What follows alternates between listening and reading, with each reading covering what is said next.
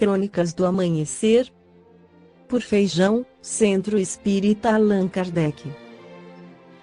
Balneário Gaivota, 19 de julho de 2017. A proibição do livro espírita Voo da Esperança, parte 01.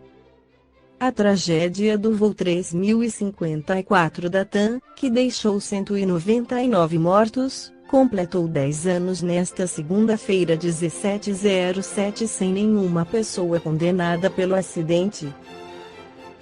O Ministério Público Federal chegou a acusar 3 pessoas, mas todas foram inocentadas. A aeronave, que saiu de Porto Alegre, no Rio Grande do Sul, não conseguiu parar na pista do aeroporto de Congonhas, na zona sul de São Paulo, passou sobre a Avenida Washington Luiz e colidiu com um prédio da mesma companhia.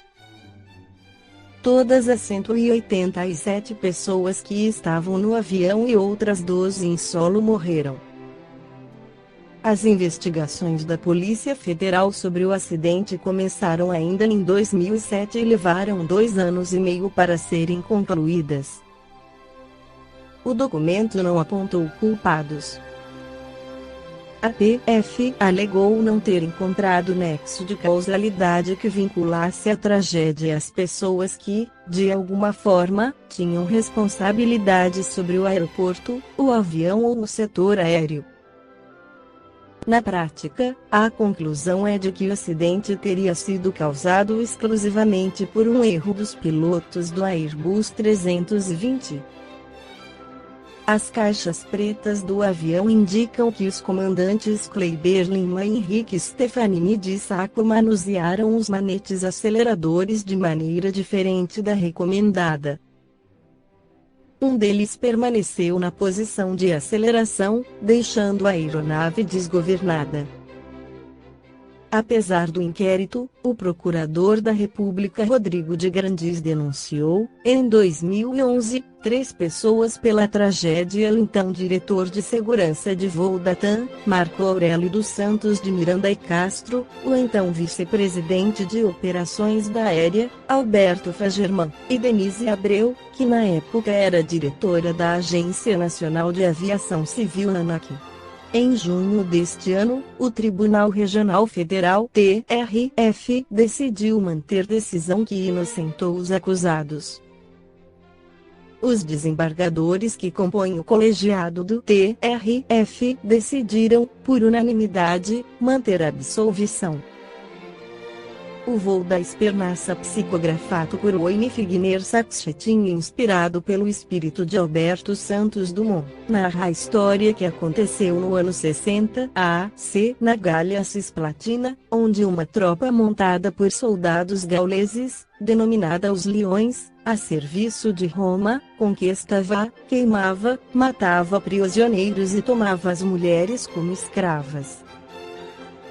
Um desses episódios é contado no livro, onde eles queimaram em uma ravina dezenas de prisioneiros, o que causou o resgate final na tragédia do voo JJ 3054 da TAM. A sabedoria divina não se esquece dos detalhes das dívidas, principalmente aquelas originadas da falta de compaixão.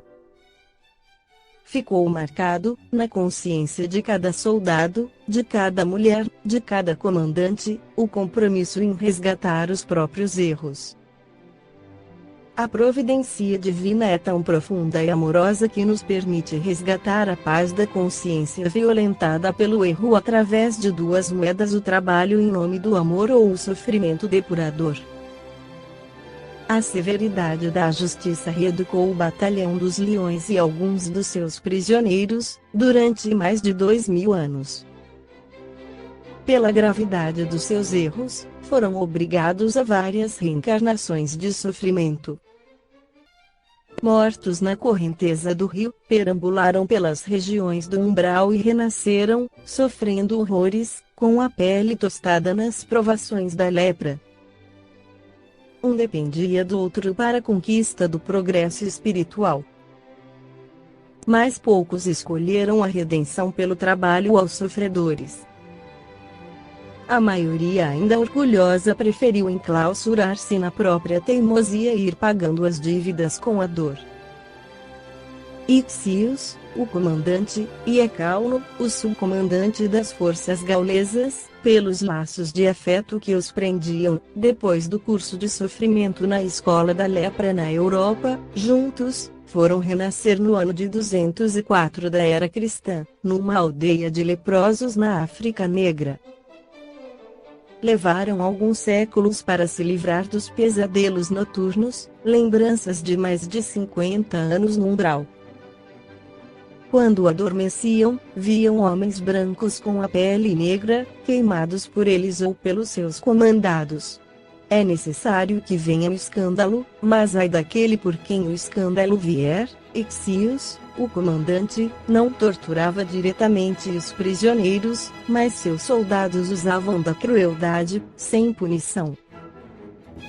Quem comanda tem a responsabilidade sobre seus ombros, e quem imita Pilatos, lavando as mãos, sofrerá todas as punições que a sua fraqueza originou. O comandante tem que resolver os problemas necessários para dominar e disciplinar os comandados, como um pai amoroso faz com a família. Os líderes não têm o perdão da justiça se não desempenharem bem as suas funções de chefe, por isso ambos sofreram torturas com a pele queimada pela lepra. Na África, auxiliavam os nativos na confecção de armas de caça e na construção de arados de madeira, que multiplicavam as colheitas. O trabalho lentamente lhes foi creditando conquistas, através da misericórdia divina. Outros, do grupo dos leões, escrevem com a própria vida algumas histórias de amor, trabalhando no caminho dos séculos.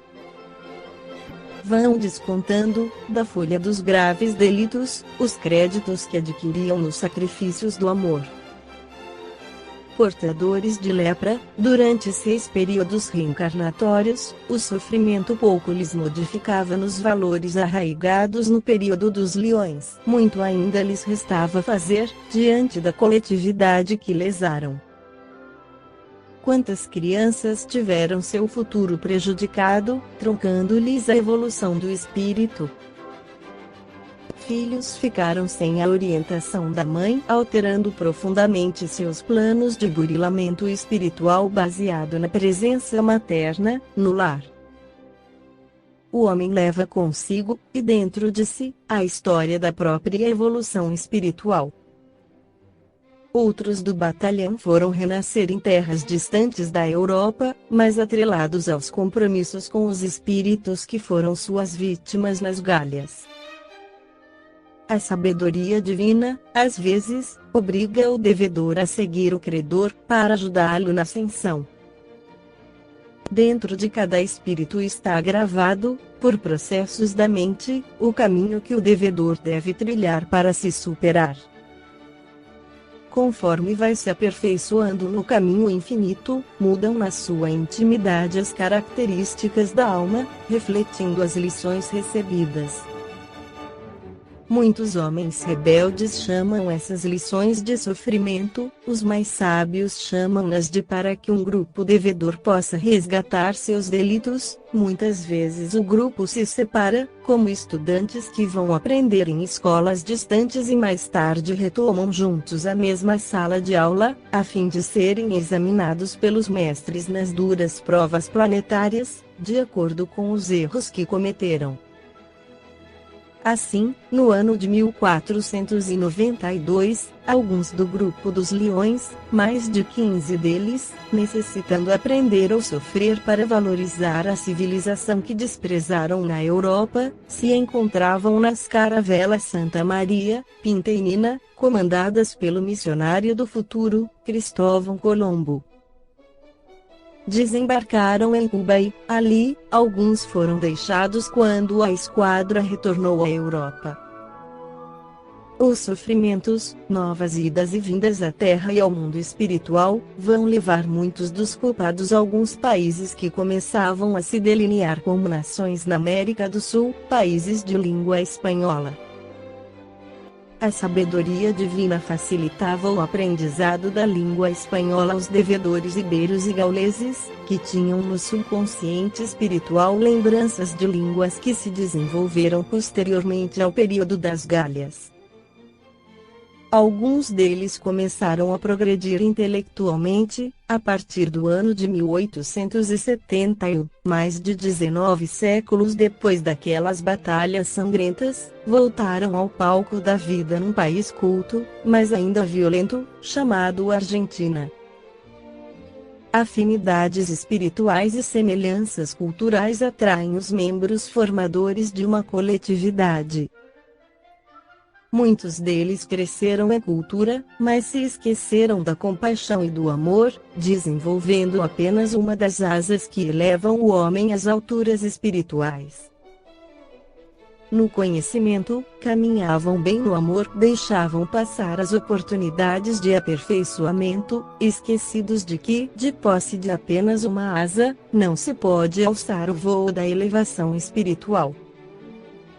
Ixius e Ecauno dedicaram-se à vida militar. O primeiro na Argentina e o antigo companheiro no Uruguai. Outros do grupo eram professores, agricultores, tipógrafos, engenheiros, aproveitando mais da vida do que oferecendo a ela seus esforços espirituais, na aquisição de créditos diante da contabilidade divina. Nada que os destacasse, naquelas decisões em que o homem faz a mudança do seu estado evolutivo para tomar de salto um plano espiritual mais elevado.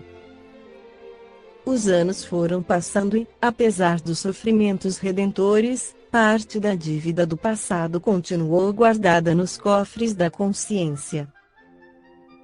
Não é apenas o sofrimento que anula o débito, é principalmente o amor que reconstrói o que foi destruído. Cabe ao que destruiu refazer o caminho para seguir com a consciência em paz. Viver por viver, os animais também vivem. Ao homem é exigido um pouco mais que ele viva na plenitude da própria consciência para planar no voo ascensional, além e acima das imperfeições espirituais limitantes. Quanto mais sofrer um espírito, mais a sabedoria divina lhe exigirá que aplique o conhecimento recebido para auxiliar a outros sofredores.